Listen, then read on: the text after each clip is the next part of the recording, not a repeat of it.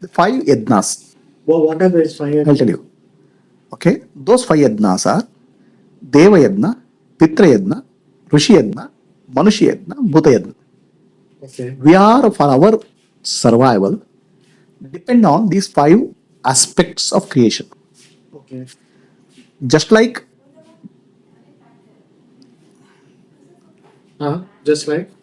Just like for your survival, you depend on the corporate, and you give back to something to the corporate. Right? For our life, we depend on 5 aspects of creation. Okay. Okay. Okay. The first aspect of creation is called Deva Yajna, Devata. Okay. That is? Devatas are forces of nature. Okay. Yeah, I'm tapping fast. Yeah, the forces of nature which are responsible for sustaining the balance and life form in the world. Whether it's rain or sunshine or all these natural elements which are conscious in nature. Okay. It's called Devayana. Okay. So now how we can pay them back? Homas, pujas. Homas and pujas is one way. By participating in actions which lead to more and more balance in the nature is called Devayana. Okay. Whatever you do, contribution to environmental ecosystem is a part of Devayana. Okay. Okay. Homa and rituals is one way of puja, worship. Okay. Okay. Worship to God. So, for example, while having a bath, I don't waste water. I mean, what everything which you come back and contribute to society in terms of environmental balance, okay, ecosystem is called Devayana. Okay. Okay. So that also probably including bringing the awareness in people about that, contributing to environment balance. Okay. Right? Yeah. Then that includes also puja. So you give formal thanks to all the divine forces. That's the way. Then second thing is called Pitrayadna. Okay. So Pitrayadna means your life is a continuous process. Several generations of your ancestors have worked for your life form. Even your parents have worked. Okay, it's not easy life to take give a birth to a child and bring him up. It's not easy life. Okay. Yeah. Okay. So contribution to, or rather giving respect to them, and contribution to the elderly care is what is called Pitrayadna. Okay. Right? Okay. Yeah. Okay. It's not the end of it. So what happened was, there was a system where the grandparents had some wisdom. Then the grandchildren used to played with the grandparents. The wisdom used to get transferred from the grandparent to the child in terms of stories and whatever is it. Now that has collapsed because grandparents live somewhere, the child lives somewhere. Okay. So now any act which you do to bring the wisdom to the children in terms of spiritual education is a part of the Pitrayadna. Okay. Okay. So that is for your child, your family, or society at a large. Because your family is for your survival, society at a large is your contribution back to the society. Okay. Okay. Right? Yeah.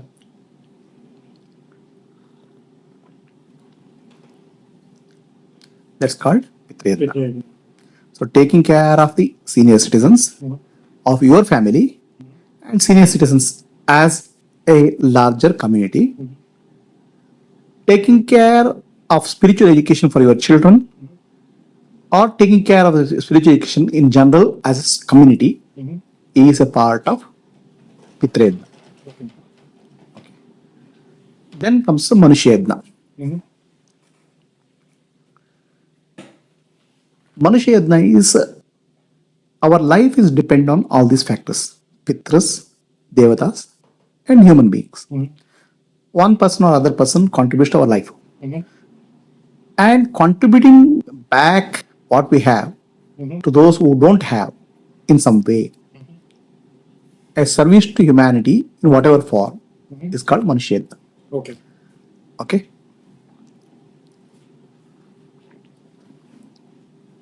Okay. Then comes Bhuta Yajna. Buddha. Bhuta means living beings. Okay. So our life is dependent on various life forms, right?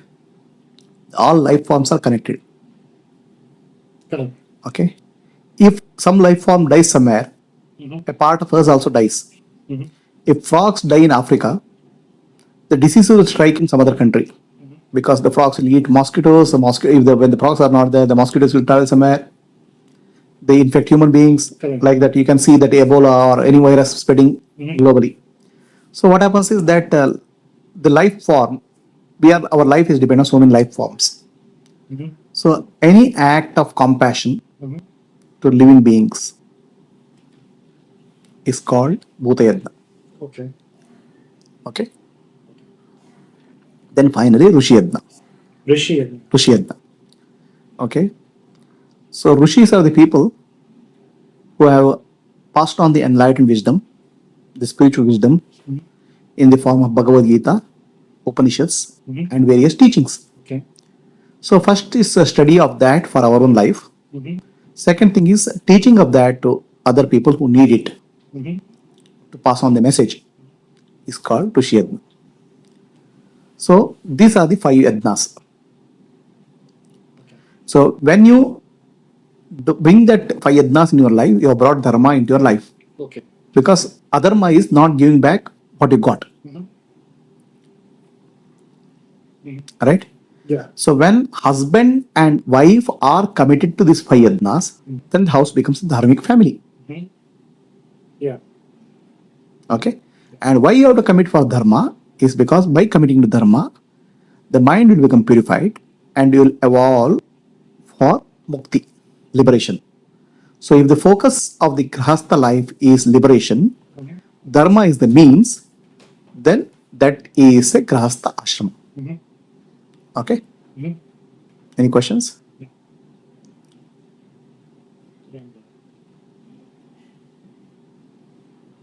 Right. Now you imagine Vanaprastha. At that time, Vanaprastha, that time the whole of the country was full of forests. Village was only small, this small, right? Yeah. Isn't it? Village was Very small. pretty small, Yeah. and whole country was small. Now this guy, even from that small village, he goes out, which is funny, right? Here, even if you go a little bit outside, you'll get a forest there.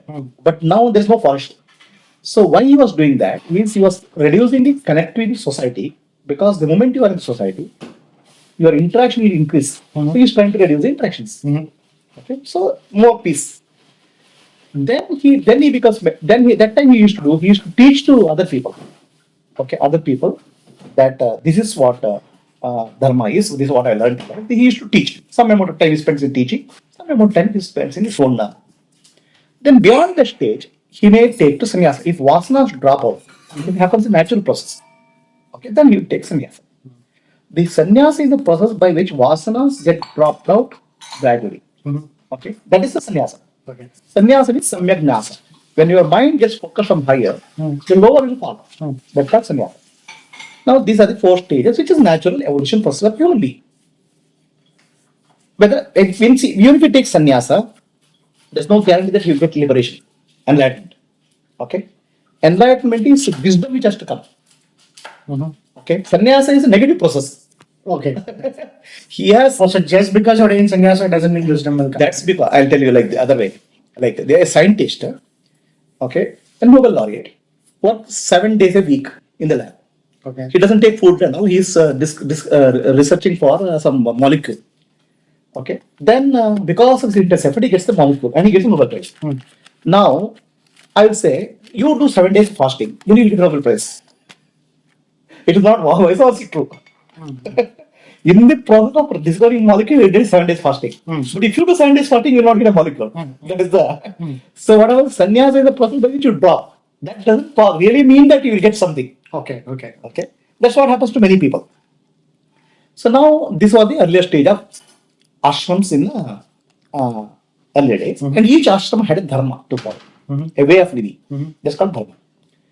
Now today you take at the today's situation where things have changed, things have drastically changed.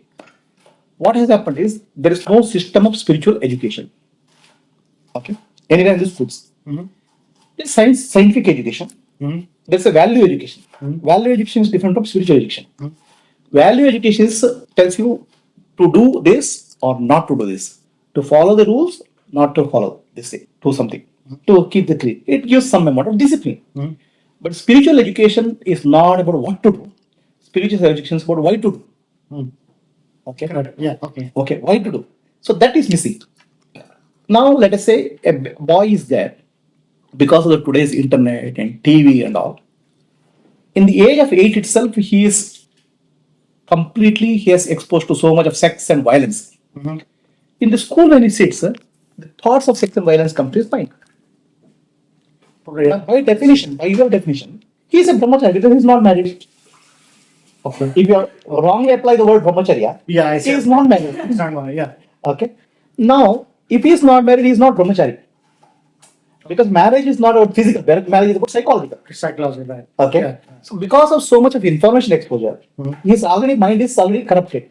Correct. Now, should you call him as brahmachari by your definition of celibacy, or you should be calling him a married person? Yeah, I see your point. Yeah. Okay. Correct. Understood. Yes. So now, what happened was, actually, one of my friends, his wife was pregnant actually, Okay. and he used to go to office. And when this lady was pregnant, she was alone at home. She used to get some very vulgar letters, which are pushed to the door. Oh. Okay. So now she didn't know what was happening. And who was putting it? Was putting it. Then one day, this man, he pretended he's going to office, but he hid in the house. Okay. Then what happened was he saw one kid coming and disappearing there playing. So then he ran out. There was a letter there. Opened the door, and only person who was going out was the kid. He asked the kid, "Who is there?" So he said, "One big dadi wala came and ran. This guy is watching." Okay, that guy is 8-year-old kid. That guy was writing letter. Okay. Now you should call. I'm saying the system has changed. Yeah. There's so much of information exposure. This kid is corrupted. Now should we call him as brahmachari or grahastha at that level? If your definition is marriage is about Being celibate. I see your point. Yeah. okay, so this guy is a different state. So then, if you look at it that way, but then what about the Okay, so this is the psychology So aspect. please understand, anything in Indian scripture is not physical, it's psychological. Okay, that we are applying is physical. Oh, that is why Amma says Krishna is Nitya Brahmachari. She says all that. It used to I wasn't Krishna Nitya Brahmachari, I'll tell you what is that. confused about So that. it is a psychological evolution, not a physical thing. Okay. Okay. So now from brahmachari, there is now this somebody is married. Okay. So the married person is supposed to follow dharma. Okay. There is some dharma for a married person. Okay. So a married person has to follow Pancha Yajna. That is the prescription of your days. What is that? I'll tell you. At the time of marriage, You want to come? I'm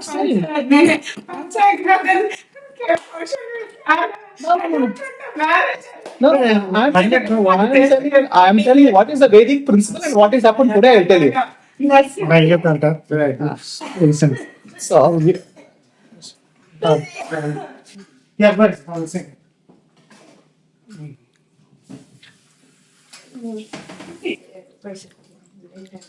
Okay. So at the time of marriage, husband and wife used to take a oath. Okay. It's called Saptapadi. Now, do you know what oath you take? And No. nobody knows actually. Nobody, I don't know. No, nobody knows. Even the Purohit doesn't know. Okay. So, okay, both will go around saying something, Okay. and in the front of Agni as a god, Okay. and sign off a contract. It is similar to your account, this thing you sign in a bank loan. So you have to say a 25-page document.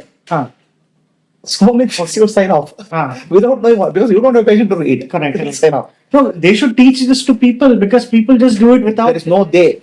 There is you. No, but I'm saying the pundits and all should teach the people what. Boss, there is no they. You are responsible. I am responsible. That's all. Don't worry. Don't put shift responsibility to somebody else. Okay. There's nobody.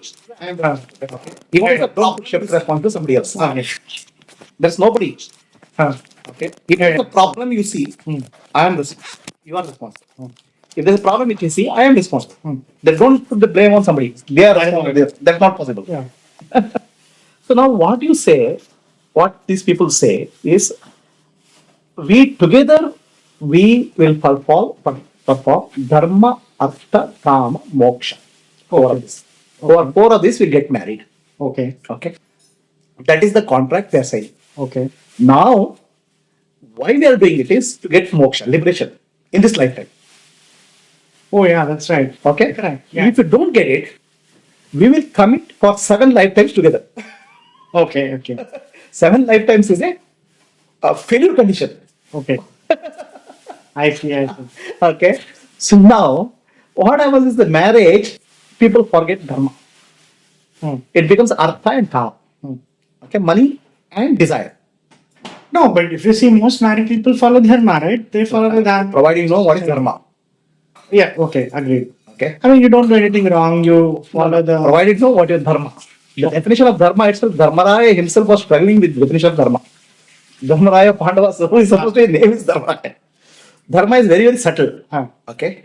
It is it's like a gross to subtle, it will go evolve. It's not like a. Okay. Yeah. It is very subtle. Dharma, as we evolve, the understanding of dharma becomes more and more sharper and clearer. It's very gross at certain level. That's your point, yeah. Okay. Yeah. So then what happens if you live your life properly? Okay, the dharma itself will take you to a higher level of evolution. Agreed. Okay. Now the problem is, what is proper living?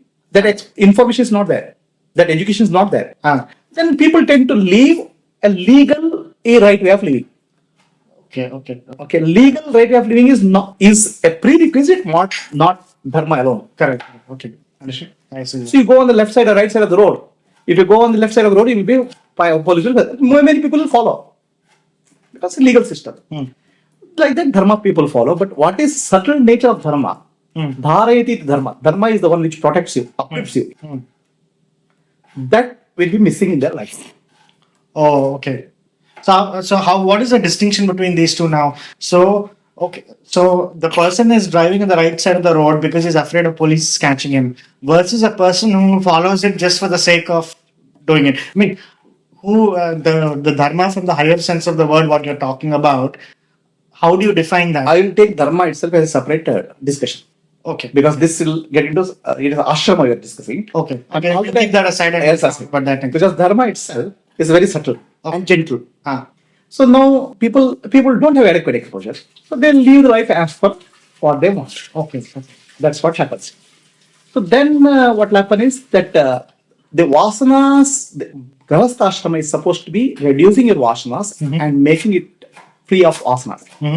Instead, that becomes accumulation of vasanas. It's the other counter process. So how do you make married life a reduction of vasanas? That I'll say what is dharma. Okay. That dharma is a process. It's a prescription. Okay. For that. Okay. Right? Yeah. So that doesn't happen. Because it doesn't happen, it becomes an accumulation of vasanas rather than accumulation. Okay. Agreed. Yeah. Okay. The medicine is not there. Right. So then what happens? Grahastha ashrama becomes stressful. And there's no ashrama there. There's only shrama. Okay. As vasanas get accumulated, it becomes shrama. Okay. So now this is where people are. Now let us say somebody is married, but he is constantly thinking of God or dedicating his life to spiritual, in spite of doing his work in office or home. Then, by your definition, is Grahastha ashrami or sannyasi? I mean, By the physical definition, is man. Physical definition is irrelevant actually. But psychologically, yeah, he's a sannyasi. Though. In the spiritual parlance, the physical has no meaning at all. I see your point. Yeah. And for the common people, only physical has the meaning. Right.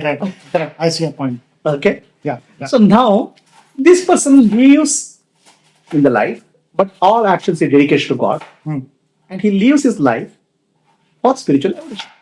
Okay. Then by definition of scriptures, he is actually sannyasa. Right. Why? Sannyasa is samyak nyasa. One whose mind is focused on liberation, God, is called sannyasi. Right. It has a mental definition, it's no physical definition. Agreed. Yeah. Okay.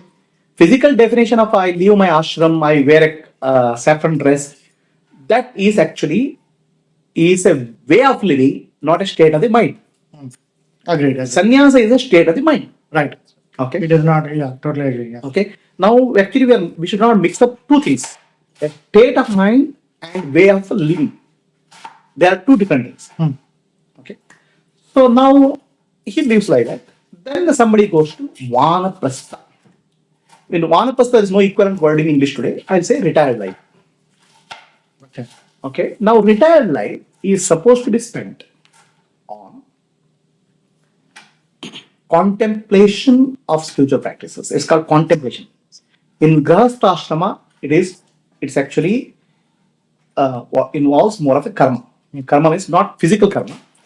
The prescribed rituals. Okay, for example, you do some puja, all those things. In Vanaprastha, two things are prescribed. One is called upasana. Okay. Another is contemplation. Contemplation, a word I don't know in Sanskrit, but it's upasana. Upasana is different from the rituals which you follow. Okay, it is a deeper inner meaning of the upasana.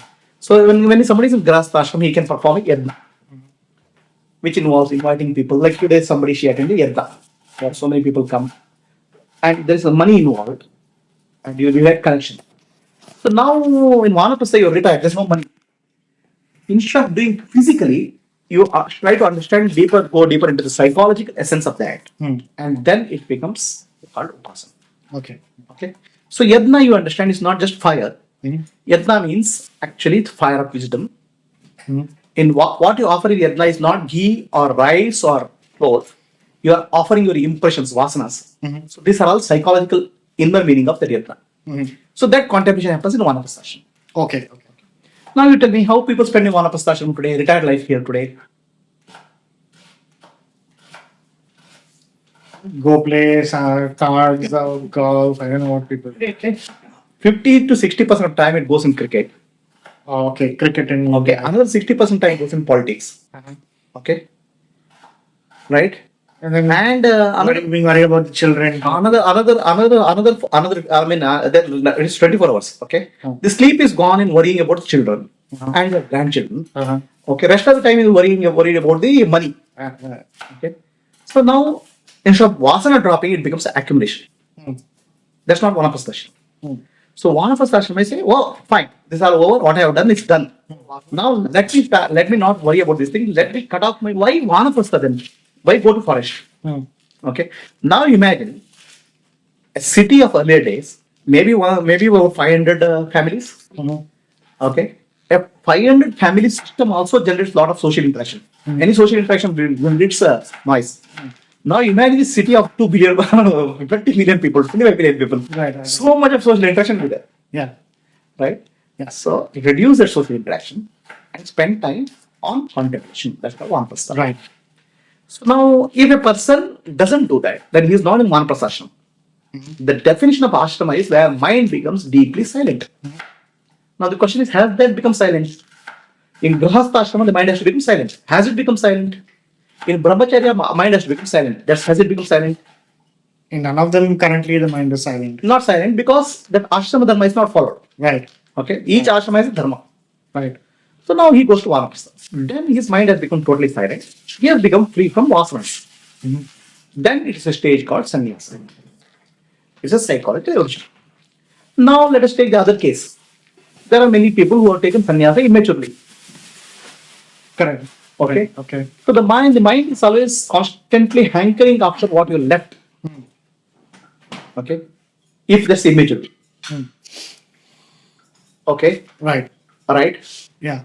The Grahastha Ashrama and Sannyasa Ashrama are related to psychological conditioning. Right. If sannyasi is spending his lifetime thinking of things what he has left, then which ashrama is in? It's back to dress ashram. I mean, the psychological state. Yeah. Okay, psychological state. So now he is in Grahastha Ashrama. So now this is the what ashrama system was earlier. Okay, the ashrama system is, please understand, every word is ashrama. Now our concept of ashrama is somewhere place. It's not. Right. I totally understand now. Yeah. Okay, where the mind becomes peaceful, mind becomes silent, the vasana drop is called ashrama. Now the moment ashrama comes, thought comes, oh, it's some place. Some other place. It is not. It's not. Where you are, you have to convert into ashrama. Right. So that is Or otherwise, you might go to physical ashrama and convert it into the world out. Now what will happen is that, okay, so this life you are not living in a dharmic way because you don't know what is dharma. Right. Okay, you don't have exposure. Okay. Okay, then what happens? The mind becomes more and more disturbed. Okay, and vasanas will accumulate. Then they seek something where they can drop their vasanas or reduce the stress because they don't know what is going on. Right. So now they seek a spiritual center where they want to go and settle. When to tell you very clearly, spiritual center is a ICU, intensive care unit. Okay. Oh, then that makes total sense. I have seen 2-3 ashramas till now. I was wondering what the hell is happening. It is a ICU. Okay. When somebody you have a disease, fever or something, you take medicine locally. When you become intensely diseased. But I'm not agreeing. No, I'm telling you what is the situation. Not for all of them are in ICU. No, he's talking about the concept of. I'm saying what is happening today, I'm telling you. Okay? Alright? So what is the concept and what is reality, I'm telling you. Don't mix up, I'm telling something against dharma. I'm telling you what is happening. Okay? So now what happens is ICU is nothing wrong actually. You need some treatment. So Okay? You go there. So this becomes a large class of people. Okay. Then there are people, okay, they are who are dedicated, there are doctors, nurses, there are so many people. So they help you, try to do helping. And in equivalent of that is some monks, somebody, they try to help you. But the load is, today's world is so much, is overflowing with this situation. Yeah. Because the problem is somewhere. Yeah. Okay. See, let us say there is a disease somewhere.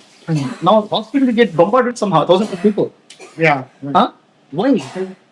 The hospital only very people who need a lot of attention should come.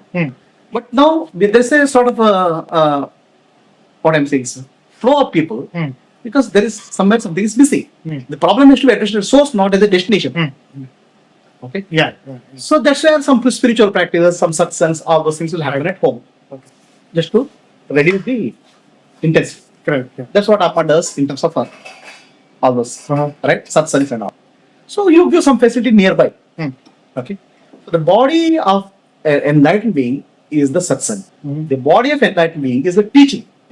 They're not physical body. Not physical body, right. Okay. That's what happens. The physical body gets extended to all over the world. Correct. Okay. Yeah. Okay. But what happens is that still a spiritual evolution requires a individual attention. Okay. Understand? It is not because our mind is so plays a game. We start twisting the spiritual truths to our own convenience, our own vasanas. A realized master will be able to see that and reflect back. That facility which is there in the presence of a realized master. Okay. Ashram provides an initial level of support, but then finally it requires some amount of this is equal to I'm telling you PhD, doctorate program.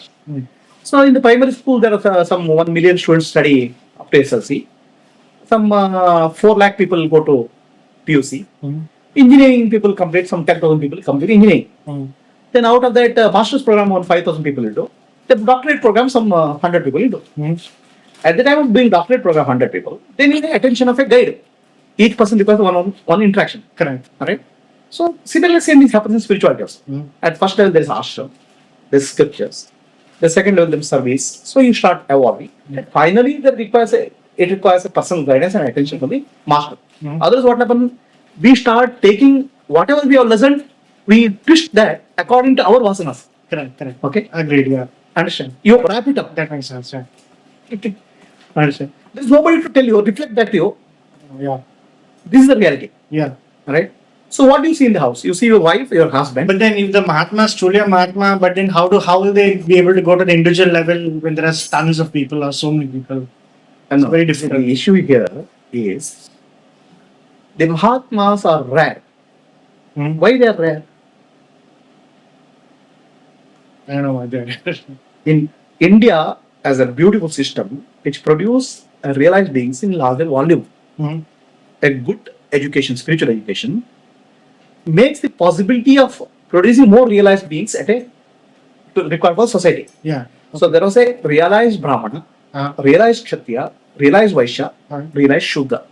Okay, that was the society which produced it in larger volume. When you are not able to produce in larger volume, it becomes a exceptional.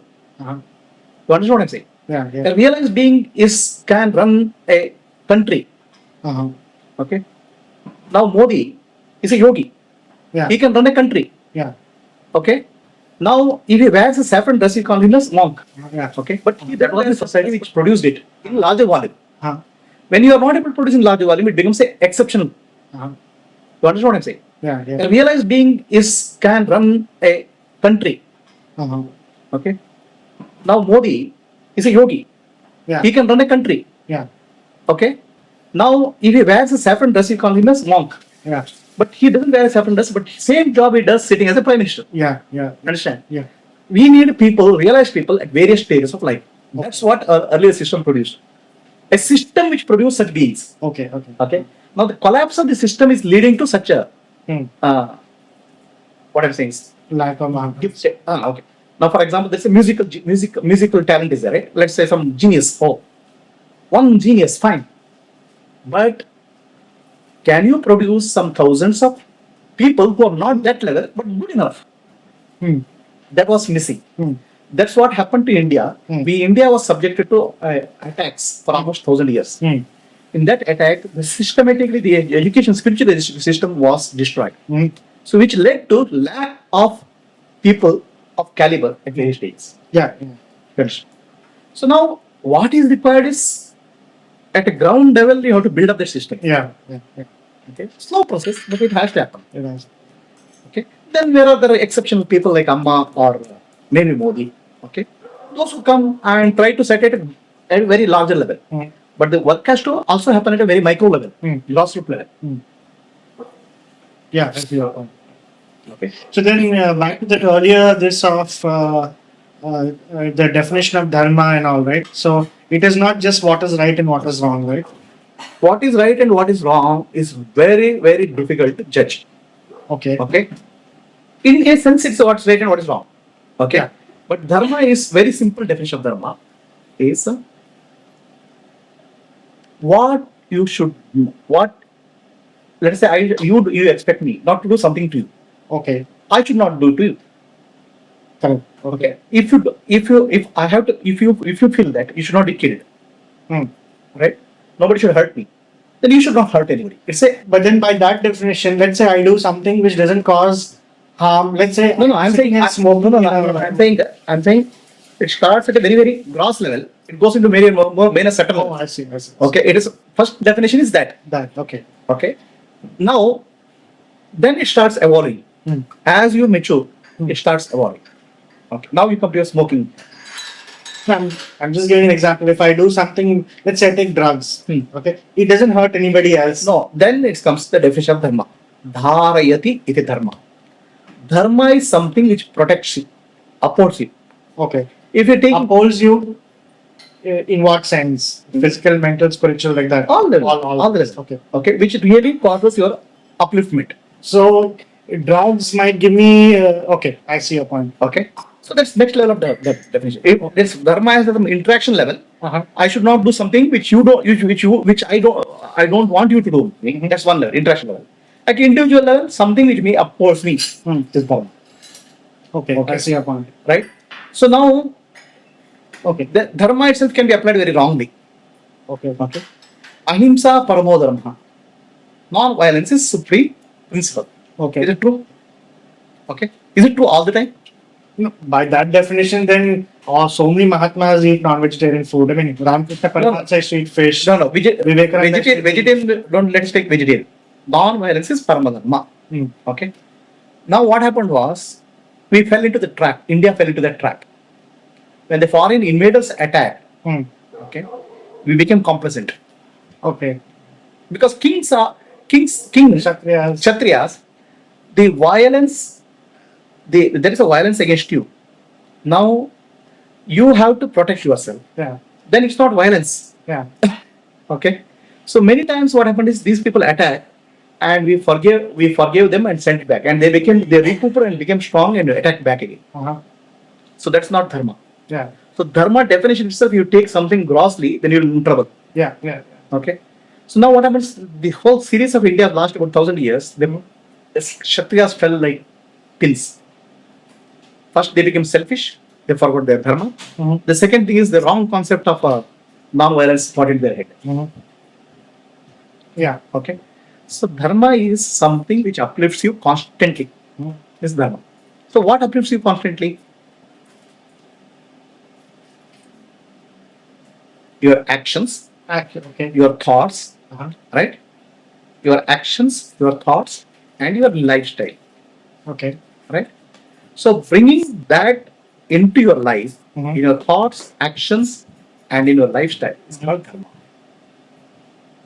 No, bringing what into your actions, thoughts, and lifestyle? The Actions which uplift you, okay. thoughts which uplift you, I the see. lifestyle which uplifts you is dharma. Okay.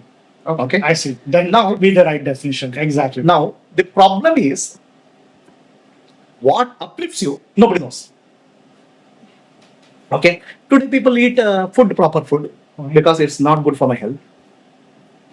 Right? By eating junk food, my health will get it. It's a lifestyle which is correct. Mhm. Okay. If you start eating some junk food, your health will get deteriorated. Mhm.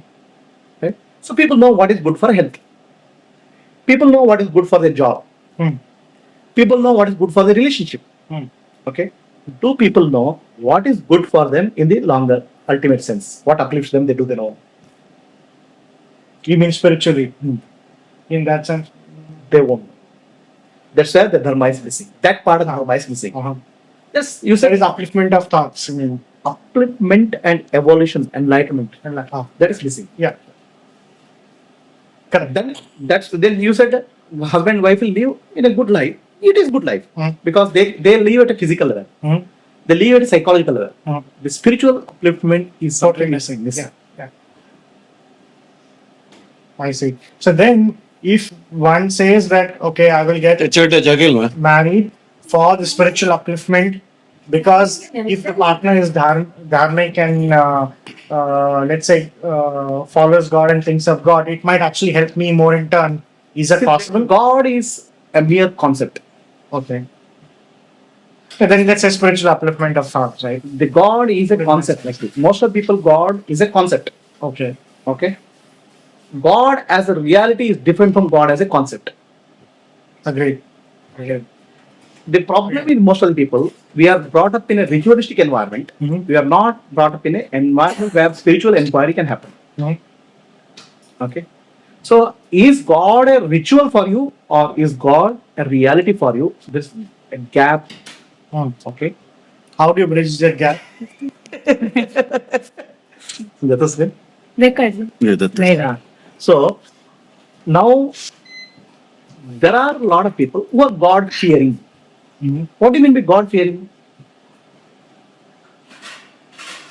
They'll do the right things because They're afraid of God. no, I mean God will do the right things because They're afraid of God. no, I mean a God-fearing person is generally honest. He's afraid of the dharmic consequences. That is actually Put it that way. coming from a negative understanding of God. Okay.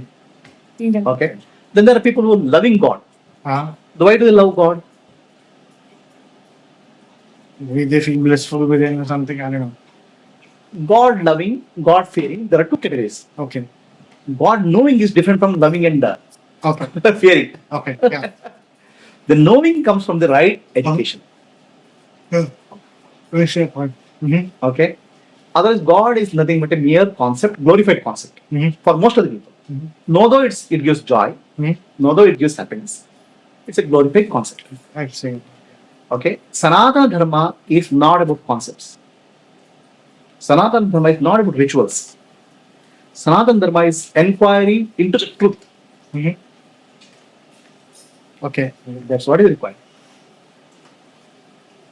But yeah, I see. Yeah, like those things. So there's one more thing in our discussion we will speak about.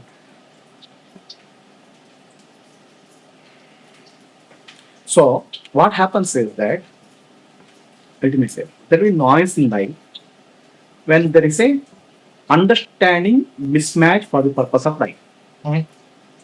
Okay. So, you have seen many of the organizations, right? That's political or any of the organizations. Everywhere. What happens is that at the grocery level, there's a match. A lot of this thing happens. Then gradually, as you proceed, the organization breaks up because of difference of opinions. Yeah. Understand? Understand? Yeah. Yeah. You saw this in the Anna Hazara's movement also.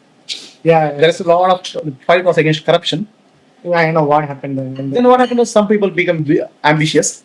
I want to become politician. I want to become. I want to acquire power. So when people speak of something and coming together, at deeper level, the motivations vary from person to person. Okay, understand? Yeah. A relationship and organization can survive when the motivation at the deepest and highest level they match. At the surface level matching will somewhere it start giving a friction. Fiction. Yeah. Got it? This applies to marriage. This applies to institution. The match has to happen at the deepest and highest level. The match has to happening at this physical, this psychological, and spiritual level. It has to. Okay. So that is what, right? So my brother and my brother was very much that my parents should find a girl for me, and my friends, they think that they know who the right girl is for me. I have no clue why they think that some particular person is the right person. But I thought that let me let Amma decide, because then at least I'm not putting in my desire or family desire into it. Because my parents get a girl, so my parents will say, "Oh, we are getting this girl for you." I said, "Okay, she's a non-vegetarian, non-vegetarian." Kanya varayate rupam mata dhanam. Okay, bandava sarve bhojanam. So each person looks something in. The girl sees how rich the boy is. The boy sees how beautiful the girl is. Okay. Okay. Mother sees. Okay. Mother sees, is this boy take care of my girl? All relatives see how good meal I can have and how can I have a party. Right. So everybody has their own vision of marriage. But that's what I thought. So I thought that if Amma decides, she as a Mahatma, she can decide who the right person is. Like she literally, she asked me what is your nakshatra. I told her what my nakshatra is. She started doing some counts. Okay, nakshatra is Magiram, in Malayalam it is Magiram. Then she stopped at one particular nakshatra. She said, I think the girl should be from this particular nakshatra and that will be the best match for you. So, I mean, not that, any astrologer can also do that, but she obviously knows better, I thought, what is right. So she asked me, what do you want? Is it okay? Do you want a Malayali girl, Tamil girl? Amma asked me, I said, whatever Amma wants, I said. But So if you have that faith, then Then it will uplift. don't think anything Okay. else. So that is the uplifting. Okay. So that's earlier days they used to go to a spiritual master for any blessing. And that's your God. That's the right thing to do. And whatever Amma says, don't twist it or anything. Just Right. take it. correct. Okay. So this is overview of what's happening. But because one thing I felt is that, when she asked me about marriage, I told her that I really don't know whether I'll have the Vairagyam in the future. Because now, of course, Amma is there. We go see her, we do our spiritual, or at least try to do our spiritual. Amma will be there for millions of years to come. Okay. If you say Amma as a body, she'll go. Yeah, right, probably. Krishna is there for 5,000 years. Krishna will be there another 5 million years. The Krishna is not a body. If you are looking at a physical Krishna, Krishna will die. Krishna has died. Mhm. But Krishna is not physical. Mhm. Okay. Krishna is the truth which is told in Bhagavad Gita. Mhm. Right? That's your Krishna point. is Yeah. okay. So Amma as a physical person will not be the law. Mhm. Agreed. But what Amma has established a teaching, Mhm. a system will continue. Mhm. Okay. That won't lie. So that's why I always again say a enlightened being has no body, he's no body. Mhm. But enlightened being has a dharmic body. Mhm. That dharmic body is the organization they build. Mhm. Okay. And please understand, the moment you say dharmic, that means there are people who are coming there to learn dharma. So all kinds of people will come. Correct. Because realized people don't have to have a body. Yeah. Realized people don't have to have organization. Yeah. Right? Yeah. They won't anyway come there. Why they will come? Mhm. Right?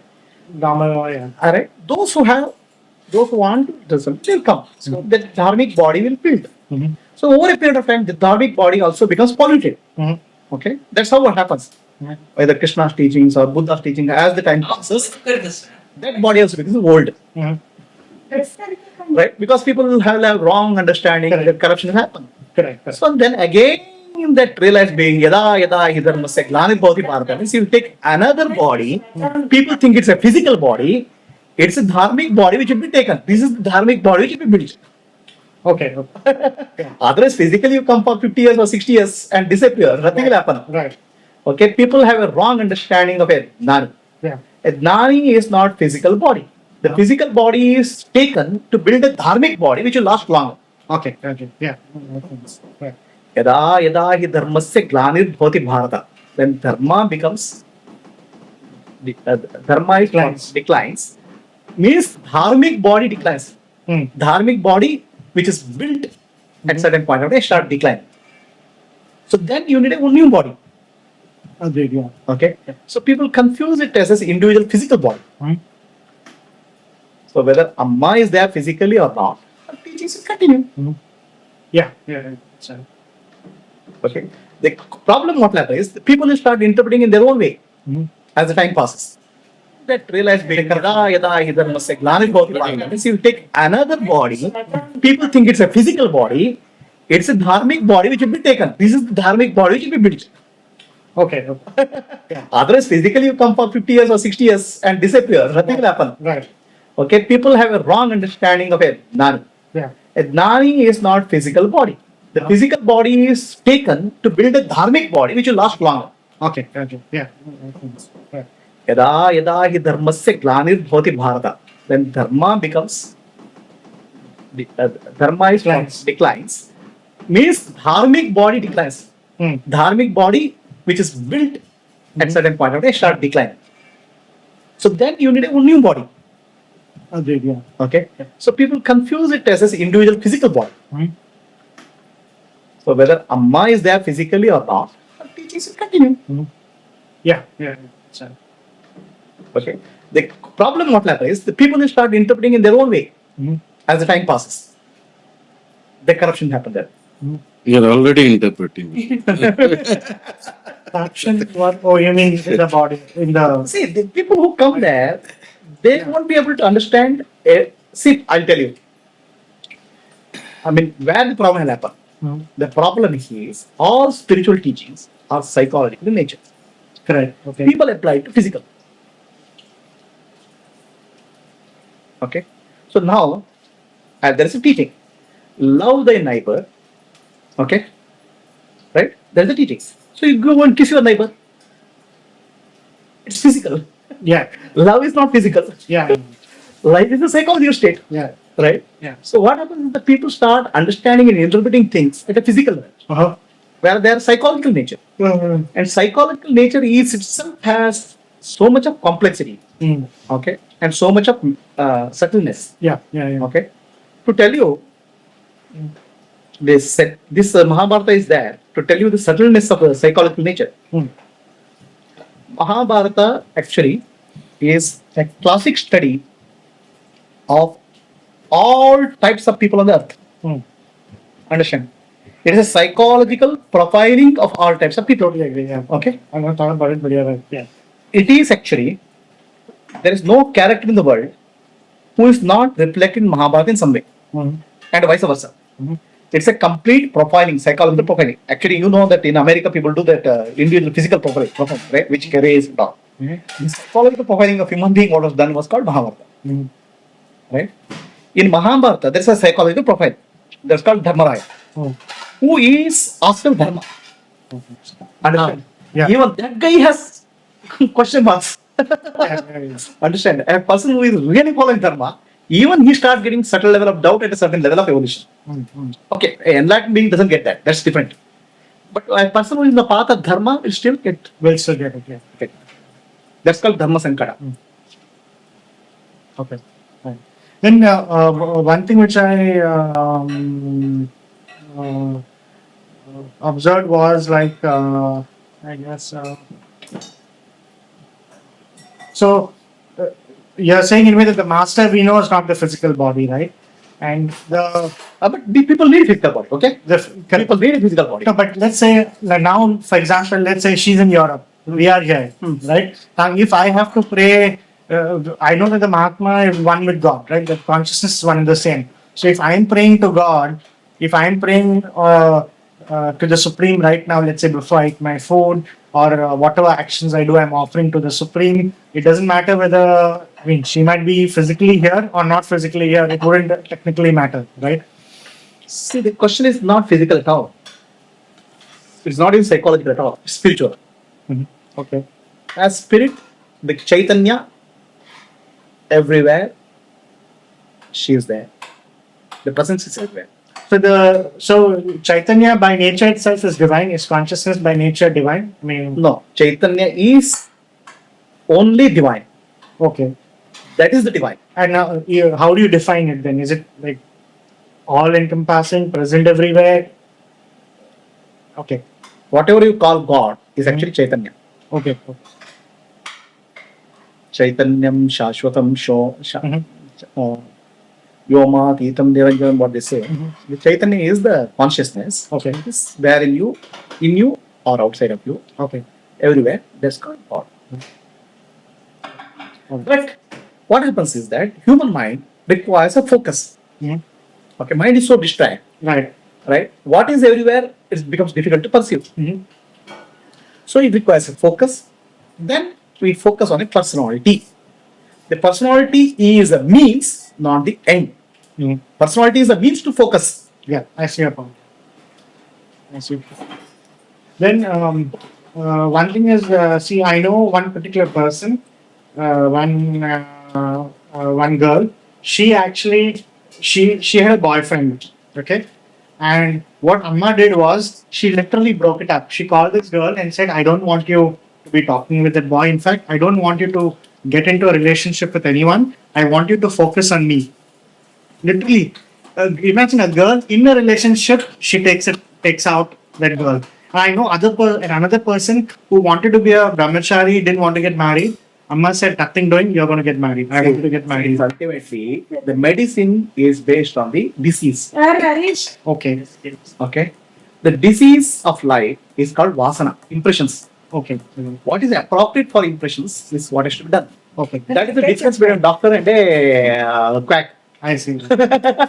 A doctor will know this is the disease which has to be treated. Okay. A brahmachari, okay, please understand. As somebody who is wants to take a spiritual life, but his vasana of kama, desire, is not fulfilled. If he takes a full-time brahmacharya, it becomes a big problem for him and for the society. I see your point. Yeah. Okay? The reason is very simple. The desire for sex is a very potent desire. What about the opposite case? I'll come to that. Okay? Right? So, now if you suppress it, it becomes an explosion. Okay. So, you need to find a way of expressing it. That's why it is prescribed that you go for marriage. Okay. Okay? In the other person's situation, where a desire is there, okay? But Amma decides it should not. Because that expression itself may lead to more complications for whatever reason. Oh, I see. Right? Okay. Okay. For example,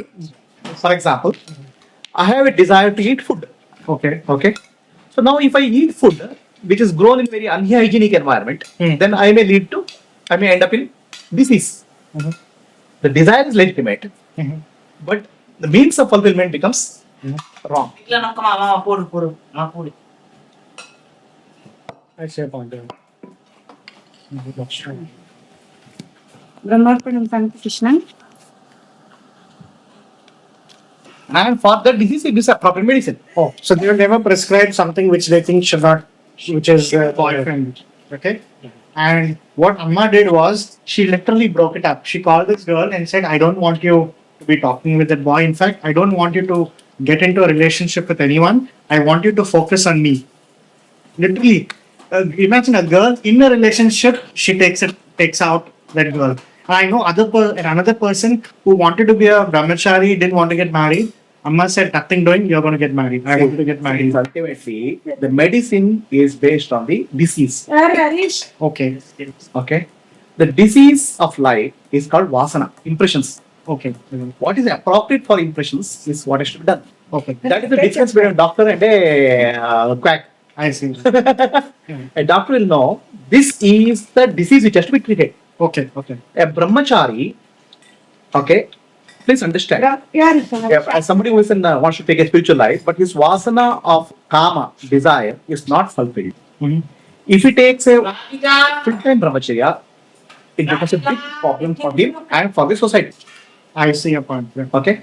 The reason is very simple. The desire for sex is a very potent desire. What about the opposite case? I'll come to that. Okay? Right? So, now if you suppress it, it becomes an explosion. Okay. So, you need to find a way of expressing it. That's why it is prescribed that you go for marriage. Okay. Okay? In the other person's situation, where a desire is there, okay? But Amma decides it should not. Because that expression itself may lead to more complications for whatever reason. Oh, I see. Right? Okay. Okay. For example, I have a desire to eat food. Okay. Okay. So now if I eat food which is grown in very unhygienic environment, then I may end up in disease. The desire is legitimate, but the means of fulfillment becomes wrong. I see a point. Brahmarpanam Thank Krishna. And for that disease, it is a proper medicine. Oh, so they will never prescribe something which they think should not, which is. It is not based on the symptom, but it is based on the accurate detection of the problem. Yeah. So that is the difference between a good doctor and a bad doctor. A bad doctor tries to treat the symptom, whereas a good doctor is able to treat the cause. Yeah.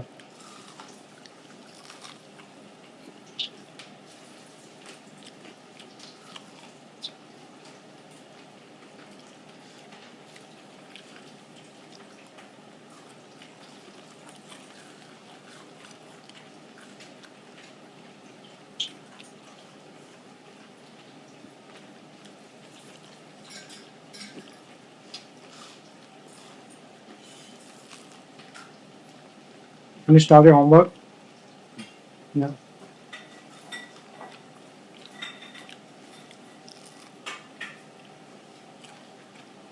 Okay. What's your want picture? A Jnani or Mahatma, Okay, maybe I'll try with you. a Jnani is called Jnani because he has transcended the mind. Correct. Okay? Okay. What do you mean by transcending the mind?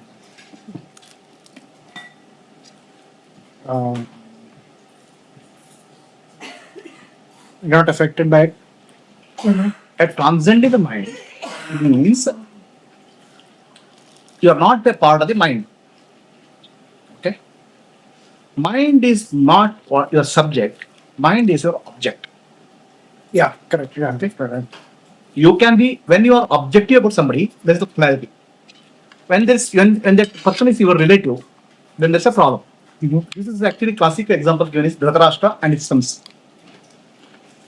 Dhritarashtra was blind to all misbeings of his son because they are his sons. In a metaphoric sense, that is a spiritual blindness. That is why he's portrayed as blind. Yeah, I mean, one is physical story, And its metaphorical meaning of that, he is portrayed as a blind person because when we are blind, okay, we do commit some mistakes. Now, this blindness is spiritual blindness. When we are blind to our mind, we accept whatever mind says as legitimate. Okay. The real spirituality is the wisdom eye opens when you understand the mind as an object, not as a subject. Okay. And Yeah. mind is no longer a subject. Mind is no longer you. Mind is no longer your child. That is called enlightenment. For an enlightened being, the mind becomes an object, not the subject. Now, whose mind becomes object? One who's able to control it. No control. Control also means a part of that. You drop the mind as the subject. The mind becomes object. Suppose this glass of water is there in front of me as an object, I can see what is there in it. If this glass of water has gone inside me, I can't see. What is a part of me, I am blind to that. What is not a part of you, it becomes free. So enlightenment means the mind becomes an object, not the subject. Okay? The mind itself has various layers. So many layers. As you go deeper, the subtle and subtle layers will open up mind.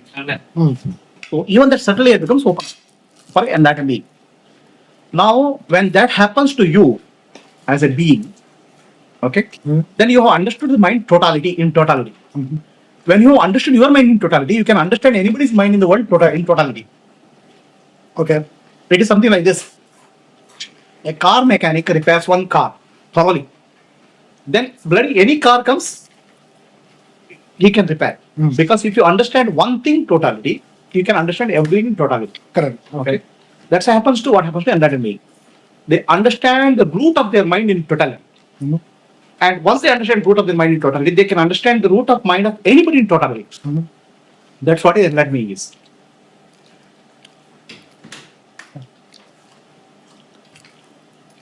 So because of that, you understand the mind of the anybody in totality. You understand where the clutch box is problem, where the gearbox is problem. You understand where the repair has to be done is very clear.